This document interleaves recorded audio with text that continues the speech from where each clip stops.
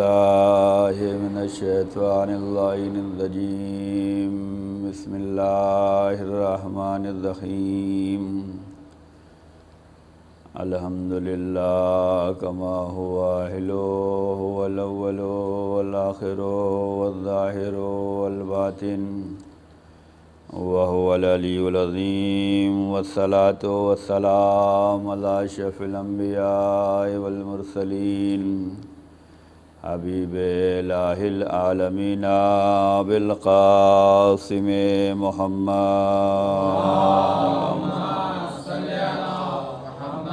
وعلى آل بیت الطیبین الطاہرین المعصومین المظلومین.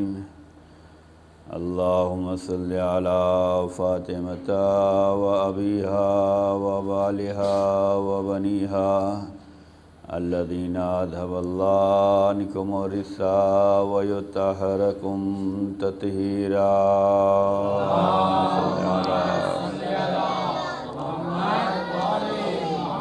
ولعنۃ اللہ علی اعدائہم اجمعین من اليوم الی قیام یوم الدین. آمین یا رب العالمین. اما بعد فقد قال رسول اللہ صلی اللہ علیہ وآلہ وسلم: فاطمۃ بضعۃ منی. صلوات بر محمد علیہ.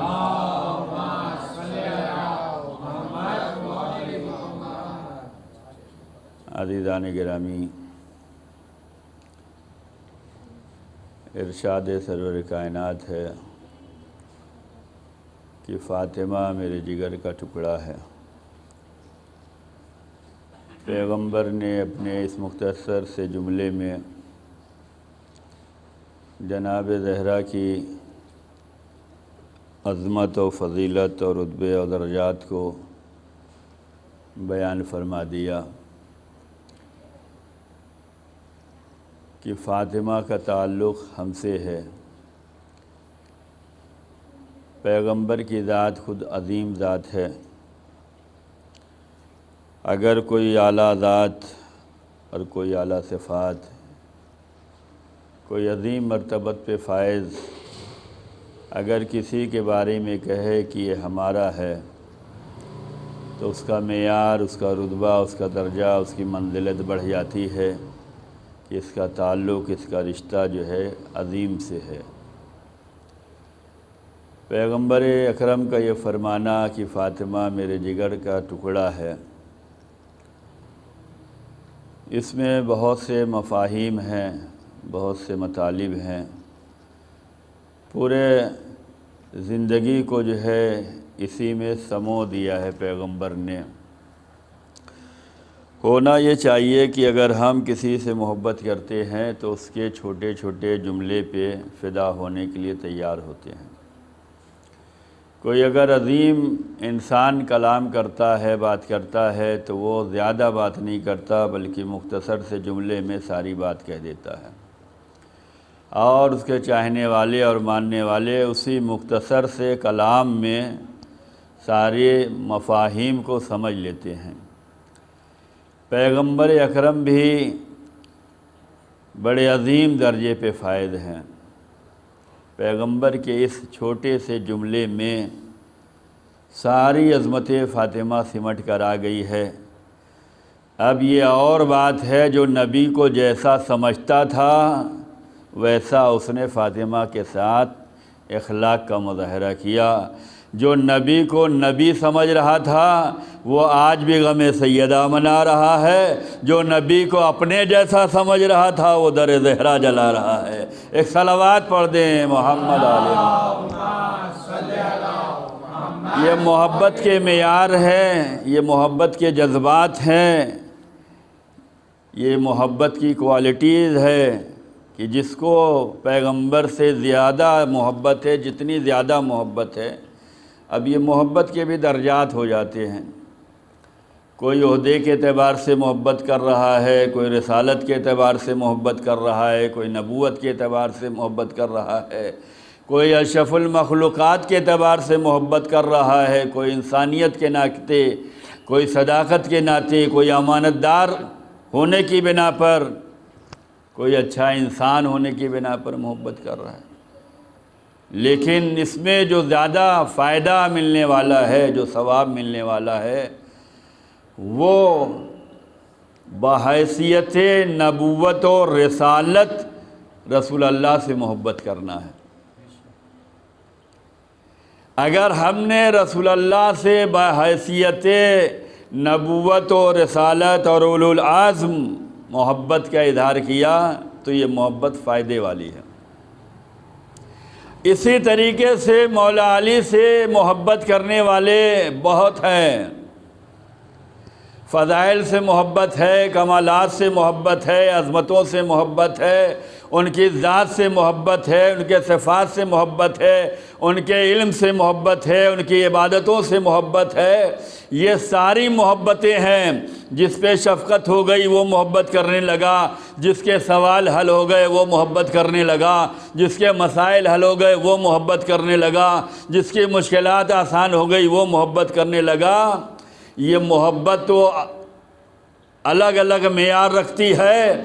جس نے بحیثیت ولایت امیر المومنین محبت کی ہے، بحیثیت امام محبت کی ہے، بحیثیت خلافت محبت کی ہے، بحیثیت معصوم محبت کی ہے، یہ محبت بڑی عظیم محبت ہے، اور خدا اسی محبت کو چاہ رہا ہے۔ خدا اسی محبت کو چاہ رہا ہے۔ ہمارے نبی سے اگر محبت ہے تو یہ نبوت اور رسالت کے اقرار کے ساتھ محبت ہونا چاہیے۔ اگر مولا علی سے محبت ہے تو ان کی ولایت و امامت و عصمت و طہارت کے ساتھ ان سے محبت کرنا ہے۔ اگر جناب زہرا سے محبت ہے تو ان کی عصمت و طہارت، ان کے شرف و بزرگی، ان کے کمالات، بڑی عظیم ذات ہے جناب زہرا کی۔ ائمہ معصومین جو ہادی ہیں، رہبر ہیں، جن کا کلام عبث نہیں ہوتا، جن کے کلام میں جو ہے ہدایتیں ہوتی ہیں، جن کے کلام میں وحی الہی ہوتی ہے، جن کے کلام میں منشاء پروردگار ہوتا ہے، جن کے کلام میں نور ہوتا ہے، جن کے کلام میں خدا کی بندگی سکھائی جاتی ہے، جن کے کلام میں سیرت رسول بتائی جاتی ہے، ان کا کلام عبث نہیں ہے۔ ائمہ معصومین فرماتے ہیں ہم تمام مخلوقات پہ حجت ہیں، لیکن ہماری دادی جناب فاطمہ زہرا ہم سب پر حجت ہے۔ یہ عظمت سیدہ ہے کہ امام کائنات پہ حجت ہیں، اور جو ذات امام پہ حجت ہے اسے سیدہ کہتے ہیں۔ ایک صلوات بر محمد علیہ۔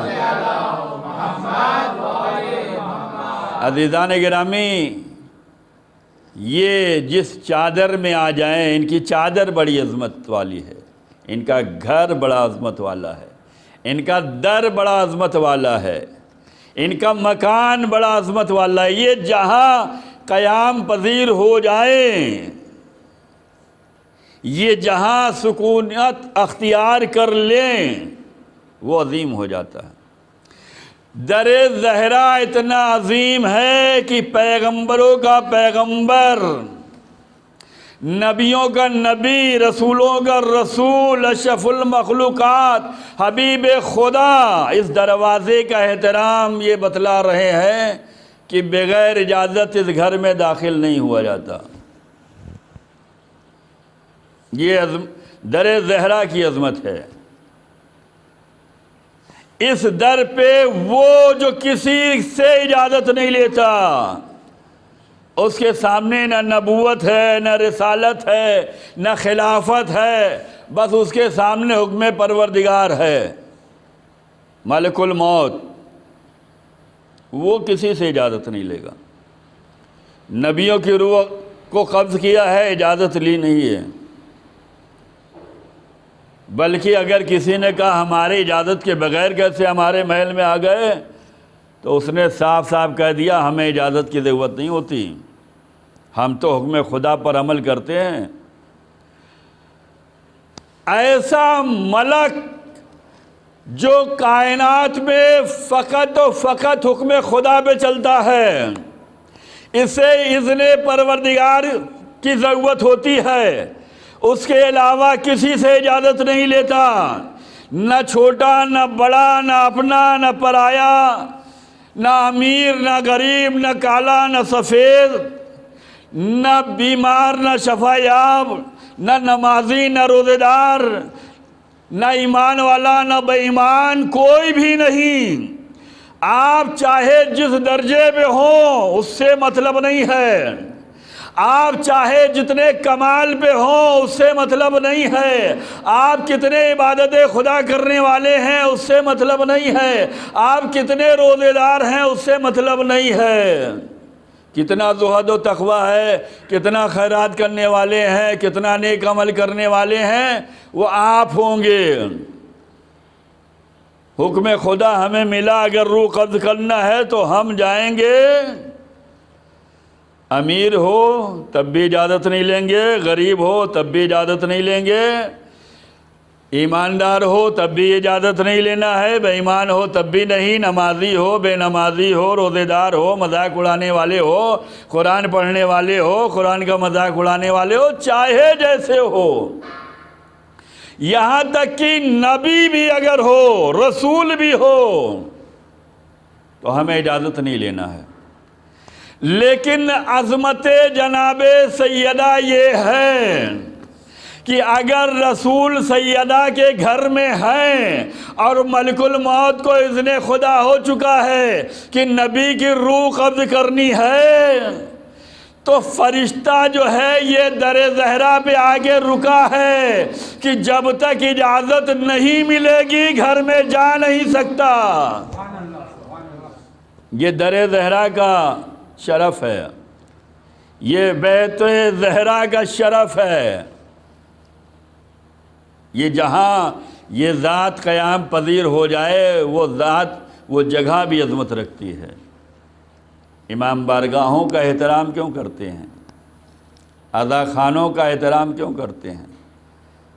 اسی لیے کہ یہاں پر جو ہے وہ ذوات مقدسہ آتی ہیں، جہاں بھی ذکر اہل بیت ہوتا ہے، جہاں بھی فرش ماتم بچھتا ہے، جہاں بھی فرش عزا بچھتی ہے، جہاں بھی مجلس عزا ہوتی ہے، وہاں پر یہ ذوات مقدسہ آتی ہیں۔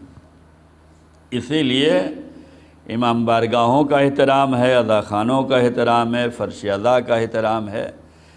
اس احترام میں کمی نہ آنے دیں، اس کے وقار کو، اس کے تقدس کو، اس کی عظمت کو، اس کے درجات کو، اس کی فضیلت کو، اس کے شرف و بزرگواری کو برقرار رکھیں۔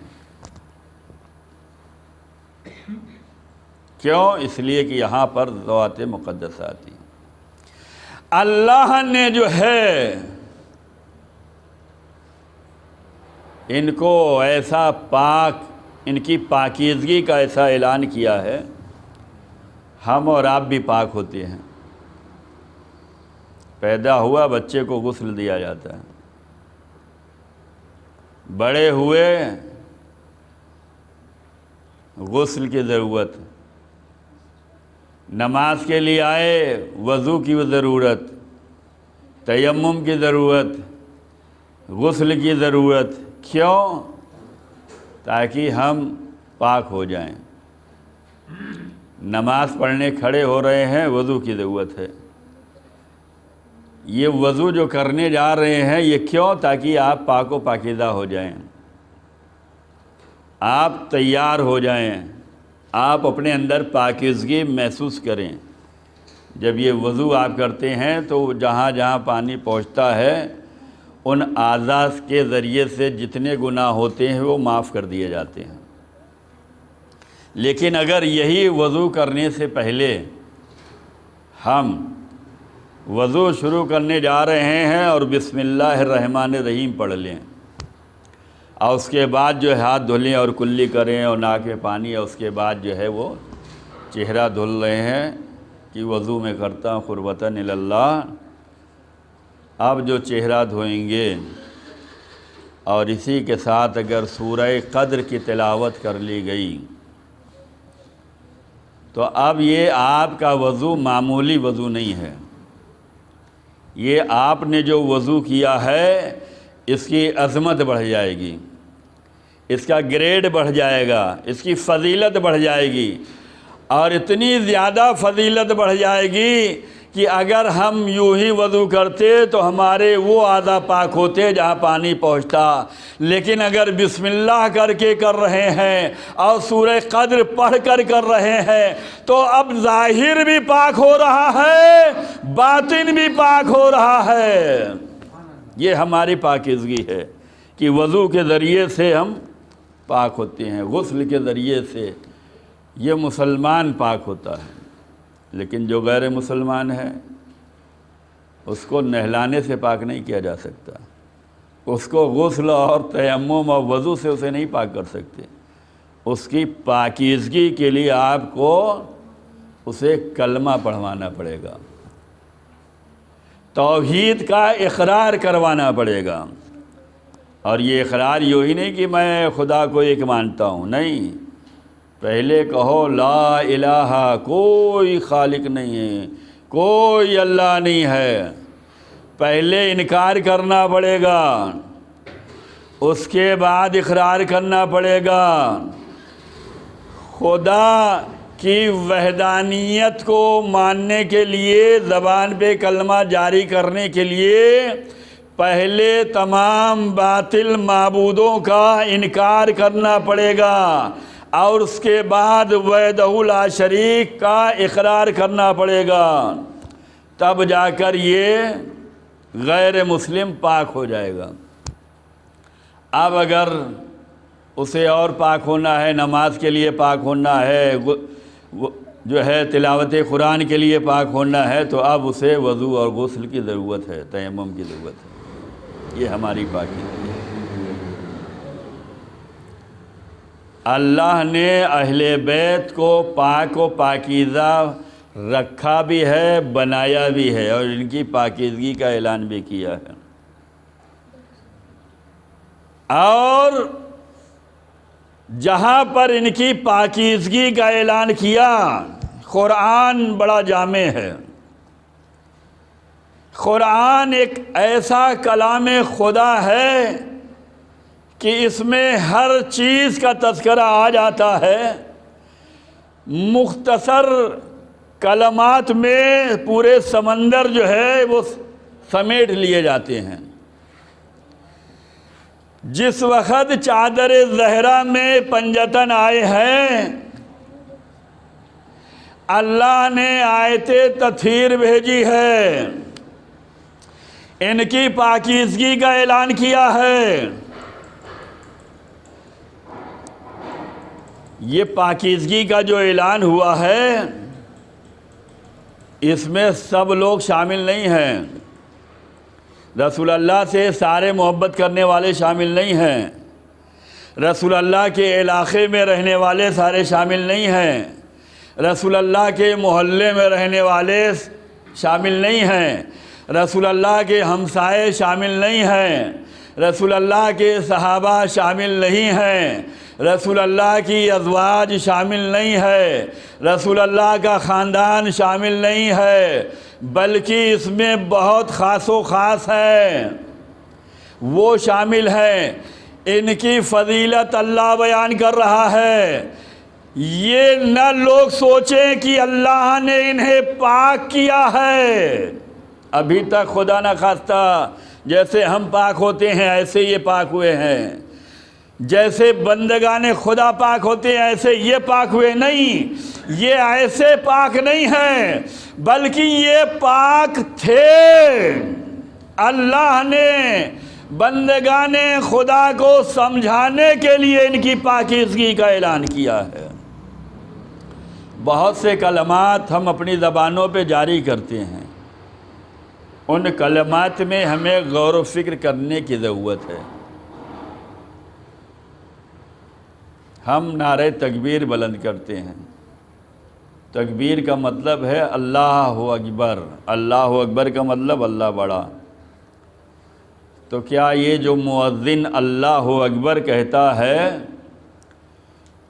کبھی اس نے یہ کہا کہ ہم نے اللہ اکبر کہا تو اللہ بڑا ہو گیا؟ ہمارے کہنے کی وجہ سے اللہ بڑا ہو رہا ہے؟ مسلمان اللہ اکبر کہہ رہے ہیں اس لیے اللہ بڑا ہو رہا ہے؟ نبی اللہ اکبر کہہ رہے ہیں تو کیا اب اللہ بڑا ہو رہا ہے؟ رسول اتنے آئے ہیں وہ اللہ اکبر کہہ رہے ہیں تو کیا اللہ بڑا ہو رہا ہے؟ نہیں، اللہ بڑا ہے، اس کی بڑائی کا ہم جو ہے اعلان کر رہے ہیں۔ جیسے تکبیر ہے ایسے تقدیس ہے، اللہ کی پاکیزگی، اس کی قدوسیت کا اعلان کر رہے ہیں۔ کیا ہمارے قدوس کہنے سے وہ قدوس ہو جائے گا؟ کیا ہمارے رازق کہنے سے وہ رازق ہو جائے گا؟ کیا ہمارے خالق کہنے سے وہ خالق ہو جائے گا؟ کیا ہمارے ستار کہنے سے وہ ستار ہو جائے گا؟ کیا ہمارے کریم کہنے سے وہ کریم ہو جائے گا؟ نہیں، وہ کریم ہے، ہمیں جو ہے اقرار کر رہے ہیں، ہم لوگوں کو بتا رہے ہیں وہ قدوس ہے، اس کی قدوسیت کا ہم جو ہے اعلان کر رہے ہیں۔ اہل بیت پاک و پاکیزہ ہیں، جب سے ہیں تب سے پاک ہیں، ان کی پاکیزگی کا اعلان ہے، اللہ نے انہیں پاک کیا ہے۔ ہم اور آپ پاک ہوتے ہیں تو پھر یہ پاکیزگی ختم ہو جاتی ہے۔ اہل بیت ایسے پاک ہیں کہ کبھی نجس نہیں ہو سکتے۔ ایک صلوات بر محمد علیہ محمد۔ تو یہ تطہیر میں ان کی پاکیزگی کا اعلان ہوا ہے۔ ہم اور آپ بھی پاک ہونا چاہتے ہیں یا نہیں ہونا چاہتے؟ جناب سیدہ نے فرمایا، حدیث جناب سیدہ پیش کرنا چاہتا ہوں۔ شہزادی فرماتی ہیں کہ اللہ نے ایمان کو اس لیے قرار دیا ہے، تمہارے لیے ایمان اس لیے ضروری ہے تاکہ تمہیں شرک سے پاک کیا جائے۔ ابھی تک ہم کس سے پاک ہو رہے تھے؟ نجاستوں سے۔ ابھی تک کہاں سے پاک ہو رہے تھے؟ کفر سے۔ کفر سے پاک ہونا ہے تو لا الہ الا اللہ کہو۔ نجاستوں سے پاک ہونا ہے تو غسل کرو، وضو کرو، تیمم کرو۔ شہزادی فرماتی ہیں کہ اللہ نے ایمان کو اس لیے قرار دیا ہے تاکہ تمہیں شرک سے پاک کر سکے، مشرک نہ بن جانا۔ شرک سب سے بڑا گناہ ہے، اللہ کے ساتھ کسی کو شریک نہیں قرار دے سکتے۔ شرک سے اگر پاک ہونا ہے تو شہزادی فرماتی ہیں ایمان لانا پڑے گا، توحید پر ایمان، خالق و مالک و رازق پر ایمان، اپنے رب پر ایمان، اور اس کے بعد ہم شرک سے پاک ہیں، ایمان لے آئے ہیں، اس کے بعد بھی ہمیں پاک کرنا ہے، اس کے بعد بھی ہمیں پاک ہونا ہے۔ کس چیز سے پاک ہونا ہے؟ شہزادی فرماتی ہے ایمان اس لیے قرار دیا ہے اللہ نے تاکہ تمہیں شرک سے پاک کیا جا سکے۔ ایک مرتبہ ہم نے اقرار کیا ہے، اس پہ ہمیں ثابت رہنا ہے، زندگی کے ہر لمحے میں ہمیں ثابت رہنا ہے۔ کہیں ہم یہ نہیں کہہ سکتے کہ ہم تو ایمان نہیں رکھتے، کہیں آپ یہ نہیں سوچ سکتے کہ بھائی ہم ایمان نہیں رکھتے۔ آپ مسجد میں آ رہے ہیں تب بھی ایمان باللہ ہونا چاہیے، آپ اپنے کاروبار میں ہیں تب بھی ایمان باللہ ہو، آپ اگر خدا نخواستہ رشوت لے رہے ہیں تب بھی ایمان باللہ ہو۔ ایسا نہ ہو کہ سوچیں بھائی اس وقت ہم اللہ پہ ایمان نہیں رکھ رہے ہیں، اتنی بڑی رشوت مل رہی ہے تو تھوڑی دیر کے لیے ایمان ہٹا دیں۔ پہلے ہوتا ہے نا کہ بعض لوگ جو ہے کچھ کام کرنے کے لیے کچھ چیزوں کو ہٹا دیتے ہیں بے ادبی نہ ہونے پائے. ہوتا ہے نا بے ادبی نہ ہو. مولا دیکھ رہے ہیں پردہ ڈال دو, قرآن یہاں سے ہٹا دو, اذا خانے کا دروازہ بند کر دو. کیوں؟ ہمیں یہ احساس ہے کہ ہم اس کے سامنے یہ گناہ نہیں کر سکتے, پردہ ڈال دیا جاتا ہے. جناب یوسف کے پیچھے زلیخا بے قرار ہے, یوسف بھاگ رہے ہیں. یوسف نے دیکھا کہ ایک مرتبہ اس نے جو ہے تمام بتوں کے آگے پردہ ڈال دیا. کیوں پردہ ڈالا؟ کہا ہم تمہارے پیچھے بھاگ رہے ہیں, ہمیں شرم آ رہی کہ ہمارا خدا ہمیں دیکھ لے, پردہ ڈال دے. یہ پردہ ہم ڈالتے ہیں. زندگی کے کسی مرحلے میں چاہے ہم اچھائی کر رہے ہوں, برائی کر رہے ہوں, عبادت کر رہے ہوں, عبادت سے فرار اختیار کر رہے ہوں, مجلس کر رہے ہوں, مجلس میں نہ آ رہے ہوں, خدا کے احکام کو مان رہے ہوں یا نافرمانی کر رہے ہوں, اہل بیت سے محبت کا اظہار کر رہے ہوں یا ان سے نفرت کا اظہار کر رہے ہوں, کسی بھی زندگی کے لمحے میں آپ ایمان باللہ سے خالی نہیں ہو سکتے. یہ تو ہم شرک سے پاک ہو گئے ایمان باللہ لا کر. ایک مرتبہ ہم نے اقرار کیا ہے, پاک ہو گئے. اب اس پہ ہمیں ثابت رہنا ہے, باقی رہنا ہے, حفاظت کرنا ہے. لیکن اور بھی پاکیزگی چاہیے. شہزادی فرماتی ہیں اللہ نے نماز کو اس لیے قرار دیا ہے تاکہ تمہیں تکبر سے بچائے, ایگو سے بچائے. ہم ہی سب کچھ ہیں, ہم نہ ہوں تو کچھ نہ ہو. یہ ایگو, یہ انا, یہ ہم ہی ہم ہیں, یہ تکبر جو ہے اس سے بھی بچانا ہے, اس سے بھی تمہیں پاک کرنا ہے. اس کی پاکیزگی کا نام نماز ہے.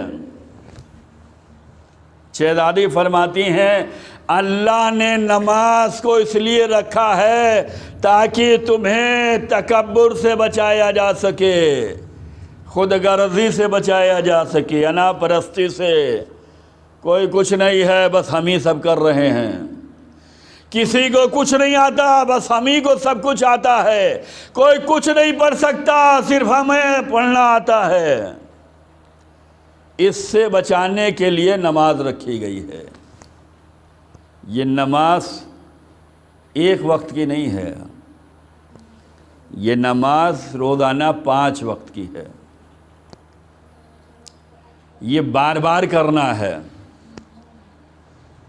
اتنا تو واجب کی مقدار تک کرنا ہے کہ واجب کی مقدار میں اگر جاؤ تو کم از کم 17 رکعت پڑھنی ہے 5 وقت میں. یہ کیوں واجب قرار دی گئی ہے؟ تاکہ ہمیں جو ہے پاک کیا جائے. اچھا ہوا در اہل بیت سے متمسک ہیں, یہ بھی محبت زہرا کا فائدہ ہے. کتنے لوگ ہیں جنہیں پتہ ہی نہیں کہ ہم تکبر سے کیسے پاک ہوں. یہ مجلس فاطمہ کا شرف ہے کہ پتہ چل جاتا ہے تکبر سے کیسے پاک ہو سکتے ہو, شرک سے کیسے پاک ہو سکتے ہو, انا پرستی سے کیسے پاک ہو سکتے ہو. یہ وہ فائدے ہیں جو ظاہراً نظر آ رہے ہیں. یہ در سیدہ کی عظمت ہے کہ اس سے اگر متمسک ہو گئے تو تمہیں پتہ تو چل گیا. اور شہزادی تمہیں کیا دیکھنا چاہتی ہیں؟ پاک و پاکیزہ, شرک سے پاک ہونا چاہیے. تکبر سے ہمارا چاہنے والا تکبر سے پاک ہو, ایگو سے پاک ہو. ایک جملہ سماج میں بہت چلتا ہے, اتحاد. کچھ لوگ اتحاد کی کوشش کرتے ہیں اور کچھ لوگ اتحاد کے خلاف چلنے کی کوشش کرتے ہیں. کچھ کہتے ہیں اتحاد بین المسلمین ہو جائے, کچھ کہتے ہیں اتحاد بین المومنین ہو جائے. جہاں اب اتحاد کی بات رکھو بھائی انہیں نہ بلانا، وہ تو اتحاد والے ہیں۔ کتنے لوگ جو ہے راستہ کٹوا دیتے ہیں، یہ تو اتحاد کے حامی ہیں۔ شہزادی فرماتی ہیں کہ اللہ نے ہماری ولایت، امامت، یہ جو ہم عقیدہ امامت کے ماننے والے ہیں، جو ہم عقیدہ ولایت کے ماننے والے ہیں، جو ہم عقیدہ عصمت کے ماننے والے ہیں، شہزادی فرماتی ہیں اللہ نے ہماری امامت کو، ہماری ولایت کو اسی لیے رکھا ہے تاکہ اس کے ذریعے سے اتحاد برقرار رہ سکے۔ ولایت اہل بیت، امامت اہل بیت، عصمت اہل بیت، محبت اہل بیت کے ذریعے سے اتحاد کو قائم رکھو۔ اہل بیت نے بڑی قربانیاں دی ہیں۔ ان کا کام فقط یہ نہیں تھا کہ جو ہمارے چاہنے والے ہوں بس انہی کو ہم تعلیمات اسلام دیں گے۔ ان کا پیغام یہ نہیں تھا کہ جو ہمارے در پہ سلامی بھریں گے بس ہم انہی کو اسلام کی بات بتائیں گے، باقی ہم تو نہیں بتائیں گے، جائیں جہنم میں۔ نہیں، یہ آئے تھے لوگوں کو جہنم سے بچانے کے لیے، یہ آئے تھے لوگوں کو جنت میں ڈلوانے کے لیے، جنت کا حقدار بنانے کے لیے۔ اب جنت کا حقدار کیسے بنے گا؟ جنت کا حقدار اگر بننا ہے تو خدا کی بندگی کرنا پڑے گی، بندگان خدا بننا پڑے گا، شیطان کے بندے نہ بنو۔ وہ تو ذات پروردگار سے بڑا ناراض ہے کہ ہم نے اتنی عبادتیں کی ہیں، ہمارے سجدے اتنے سالوں کے ہیں، ہم آگ سے بنائے گئے ہیں اور مٹی کے سامنے تو جھکانا چاہتا تھا۔ وہ تو ہماری اکڑ آ گئی کہ ہم نے انکار کر دیا، ورنہ اگر پروردگار کے اشارے پہ چلتے تو آگ سے بنا ہوا خاک کے سامنے جھکنا پڑتا۔ وہ تو اکڑا ہوا ہے، وہ تو خدا سے ناراض ہے، لیکن خدا سے پاور لے چکا ہے کہ اتنی عبادت کی ہے تو اب اس کے صلے میں ہمیں جزا یہ دے دے کہ ہم چاہے جیسے چاہیں بہکا لیں، ہم چاہے جیسے بہکا لیں۔ پروردگار کو اپنے بندوں پر، اپنے مومن بندوں پہ، اپنے پرہیزگار بندوں پہ اتنا یقین ہے کہ اللہ نے شیطان کو پاور دے دیا، کہا جا جیسے چاہ بہکا لے۔ اس نے کہا دائیں سے بہکاؤں گا، بائیں سے بہکاؤں گا، آگے سے بہکاؤں گا، پیچھے سے بہکاؤں گا، کہا جا بہکا لے۔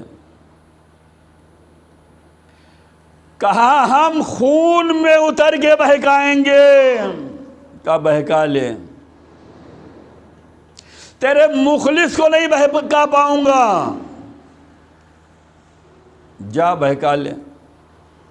ایک دن کا موقع نہیں دیا ہے، ایک ہفتے اور ایک مہینے اور ایک سال، ایک صدی کا موقع نہیں ہے، الا وقت معلوم تک ہے۔ اور وہ بہکا رہا ہے۔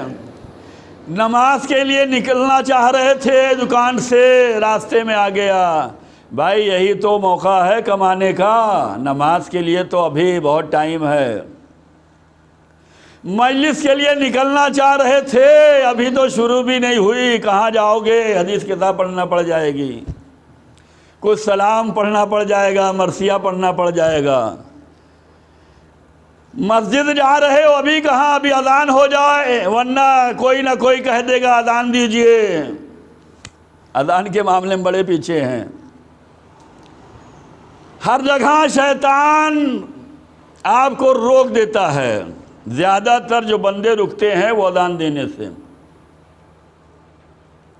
کسی سے کہیے وقت نماز اذان دے دیجیے، آپ دے دیجئے، آپ دے دیجئے، اور آپ میں رہ جاتے ہیں۔ تو شیطان اپنے کام میں لگا ہوا ہے، وہ بہکانا چاہ رہا ہے۔ ہمیں بچنا ہے۔ اہل بیت جو آئے ہیں تو ان کا کام یہ تھا کہ ہمیں شیاطین سے وہ بچانے آئے ہیں۔ شیاطین کے حربے وہ ہمیں بتلا رہے ہیں کہ اس ذریعے سے وہ پھنسائے گا، ایسے بہکائے گا، تمہارے اعمال کو تمہاری نگاہ میں بڑا خوبصورت سجا دے گا، لوگ تعریف کریں گے۔ شیطان کا ایک کام جو قرآن کریم میں ملتا ہے وہ یہ ہے کہ وہ تمہارے کام کو اتنا سجا دے گا کہ لوگ تعریف کریں گے، بھائی بڑی اچھی عبادت کرتے ہیں، بڑا نام ہو جائے گا۔ یہ شیطان کا ایک جال ہے۔ عزیزان گرامی، اہل بیت ہدایت کے لیے آئے تھے، یہ لوگوں کو جہنم سے بچانے کے لیے آئے تھے، یہ لوگوں کو شیطان کے راستے سے روکنے کے لیے آئے تھے، یہ لوگوں کو حرام سے بچانے کے لیے آئے تھے، یہ لوگوں کو ظلمتوں سے نکالنے کے لیے آئے تھے، یہ لوگوں کو راہ ہدایت دکھلانے کے لیے آئے تھے۔ اب ان کا کام تو یہ تھا کہ بتلانا تھا، زور زبردستی نہیں ہے، اسلام میں زور زبردستی نہیں ہے، دونوں راستے ہیں تمہارے سامنے، مانو یا نہ مانو۔ مانو گے تو شکر گزار بندوں میں شامل ہو جاؤ گے، نہیں مانو گے کفر کرنے والوں میں تمہارا شمار ہو جائے گا۔ تو اہل بیت کیا چاہتے ہیں؟ لوگ مل کر رہیں، اتحاد سے رہیں، محبت سے رہیں، پیار سے رہیں، ہمدردی سے رہیں، سماج میں مل کر رہیں، ایک دوسرے کے مددگار بن کے رہیں۔ شہزادی فرماتی ہیں کہ اللہ نے ہم اہل بیت کی امامت کو، ولایت کو اسی لیے رکھا ہے تاکہ سماج میں امن بھی رہے اور اتحاد بھی رہے۔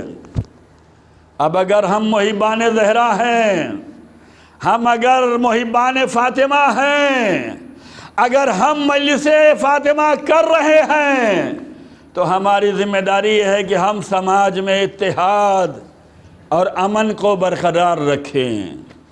یہ اتحاد اور امن ہوگا تو اس کا مطلب یہ ہے کہ ولایت اہل بیت کو ہم نے قبول کیا ہے، امامت اہل بیت کو ہم نے قبول کیا ہے۔ کرنا کیا ہے؟ ہمیں وہ کام کرنا ہے جو اہل بیت چاہتے ہیں، جو خدا رسول چاہتے ہیں، آل رسول چاہتے ہیں، وہ کام کرنا ہے۔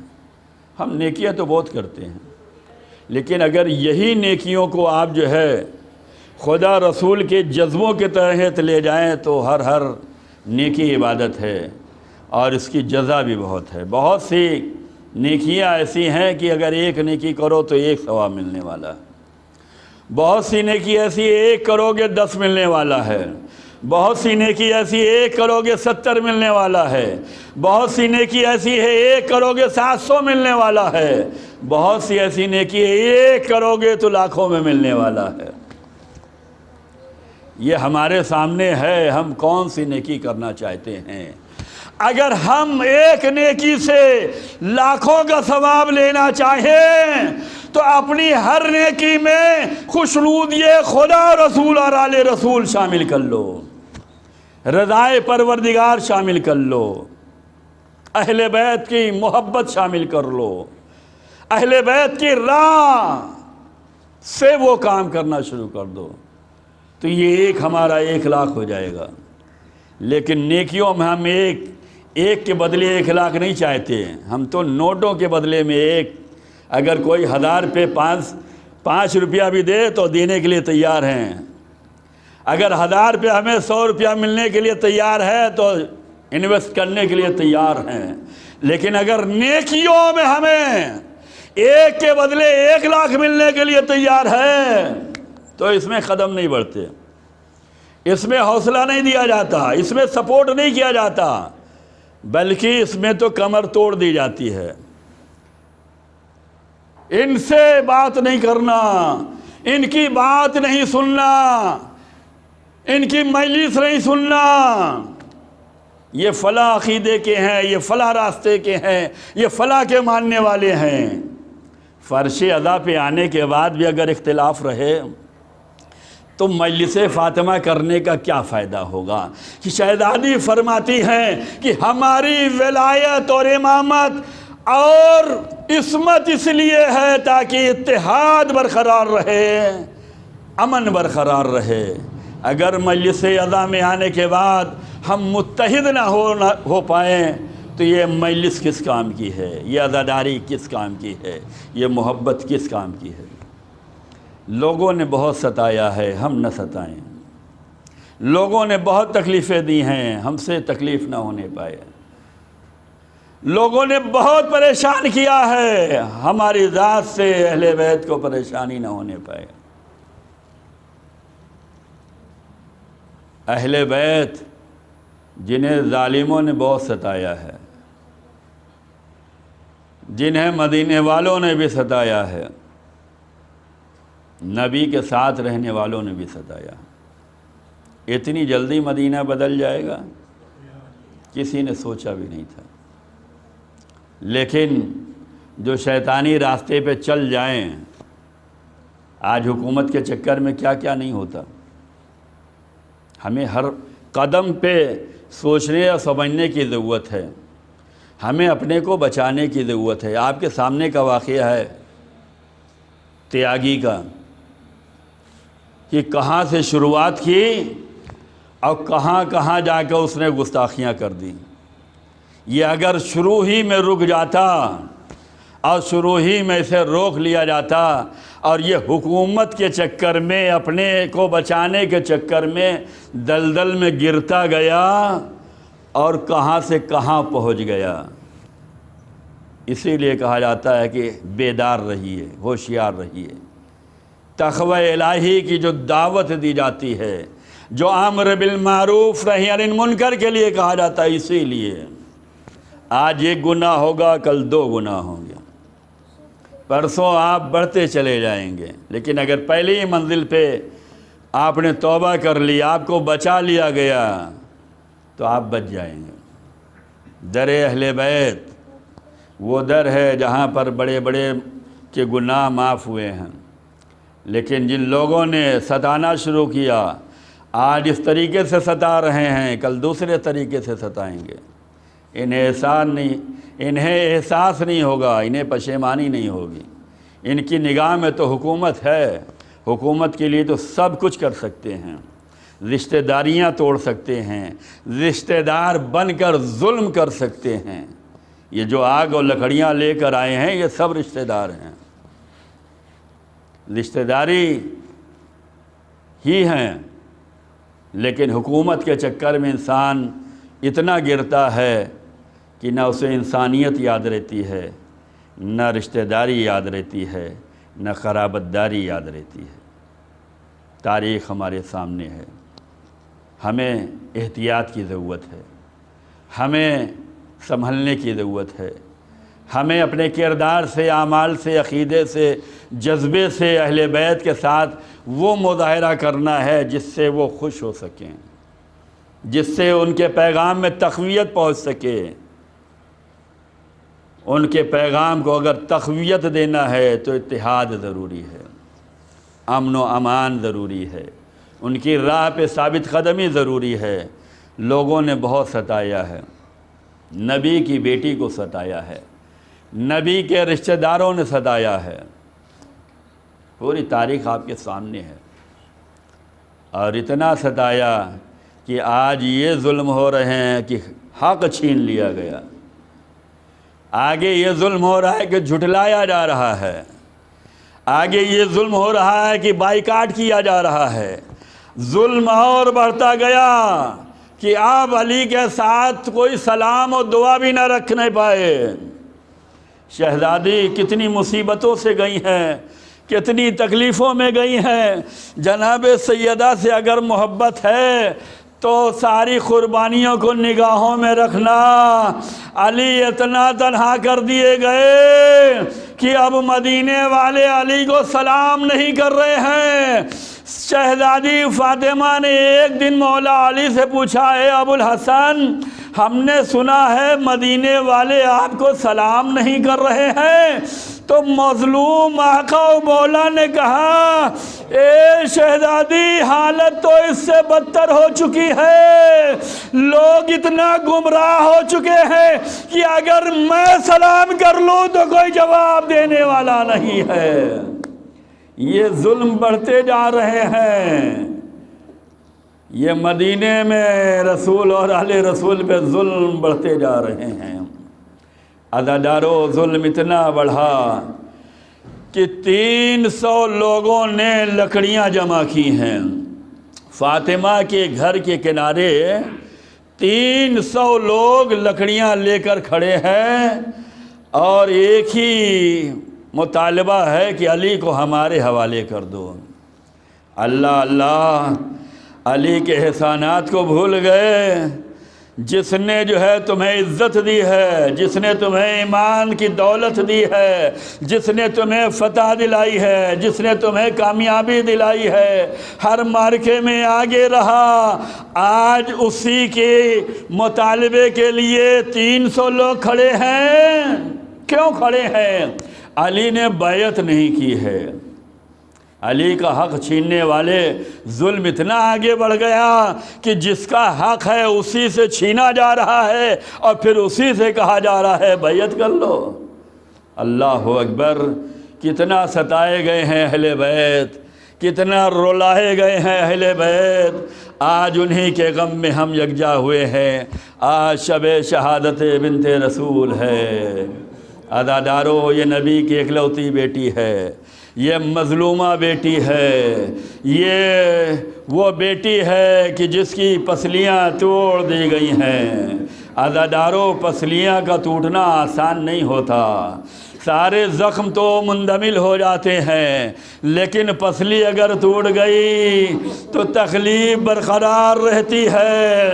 ذرا سوچو، سیدہ 75 دن یا 95 دن کیسے زندہ رہی اسی ٹوٹی ہوئی پسلیوں کے سہارے۔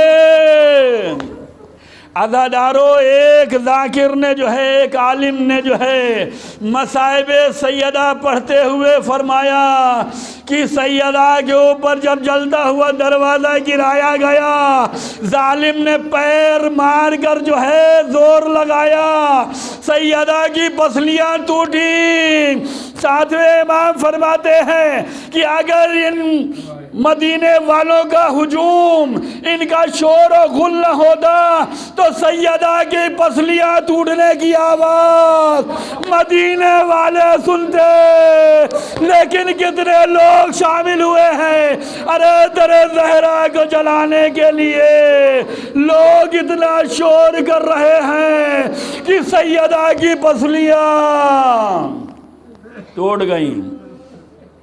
اگر یہ ہجوم نہ ہوتا، یہ شور و غل نہ ہوتا، یہ آواز بلند نہ ہوتی تو سیدہ کے پسلیوں کے ٹوٹنے کی آواز مدینے والے سنتے۔ عزادارو، کوئی سنے یا نہ سنے، لیکن تاریخ نے لکھا ہے کہ سیدہ کی پسلیاں توڑی گئیں۔ عالم نے مصائب میں پڑھا کہ فاطمہ کی پسلیاں توڑی گئیں۔ مجلس تمام ہو گئی، تبرکات تقسیم ہو گئے، لوگ اپنے گھروں کو چلے گئے۔ ایک بندہ تھا جو بیٹھا ہوا آنسو بہا رہا تھا، سر جھکائے ہوئے رو رہا تھا، آنکھ سے آنسو نکل رہے تھے، لب پہ فریاد تھی۔ عالم قریب گئے، بھائی مجلس ہو گئی، سب چلے گئے، آپ بھی جائیے۔ کہا میں وہ مصائب یاد کر کے رو رہا ہوں جو ابھی آپ نے پڑھا۔ ارے میں ڈاکٹر ہوں، مجھے پتا ہے کہ جسم کی ہڈیاں اگر ٹوٹتی ہیں تو انہیں جوڑنا آسان ہوتا ہے، اس کا علاج آسان ہوتا ہے، لیکن اگر پسلیوں کی ہڈیاں ٹوٹ جائیں تو ان کا علاج جو ہے مشکل ہوتا ہے۔ جیسے جیسے سانس لوگے پسلیاں جو ہے بیدار کریں گی، تکلیف کا سامنا ہوگا۔ میں یہ سوچ رہا ہوں نبی کی بیٹی نے یہ 95 دن کیسے گزارے۔ جب بھی سانس لیتی ہوں گی تکلیف کا سامنا ہوتا ہوگا۔ عزادارو یہی تو وجہ تھی کہ فاطمہ نے کہا تھا اے بابا آپ کے بعد وہ مصائب پڑے ہیں، اگر دن کے اجالے پہ پڑتے تو یہ رات کی تاریکی میں جو ہے تبدیل ہو جاتے۔ لو عزادارو زہرا اپنی ساری مصیبتوں کو اس وصیت میں جمع کر رہی ہیں۔ ابو الحسن ہم نے آپ کی ہر بات مان لی ہے، ہم آپ کے اشاروں میں چلے ہیں، ہم آپ کی خدمتوں میں رہے۔ اے ابو الحسن دیکھو جن لوگوں نے ظلم کیا ہے ان کو میرے جنازے میں نہ آنے دینا، جنہوں نے آپ کا حق مارا ہے ان کو ہمارے غسل کفن دفن میں نہ آنے دینا۔ یہی وجہ تھی کہ علی نے فاطمہ کا جنازہ پوشیدہ رکھا تاکہ ظلم کرنے والے فاطمہ کے جنازے میں شامل نہ ہو سکیں۔ اللہ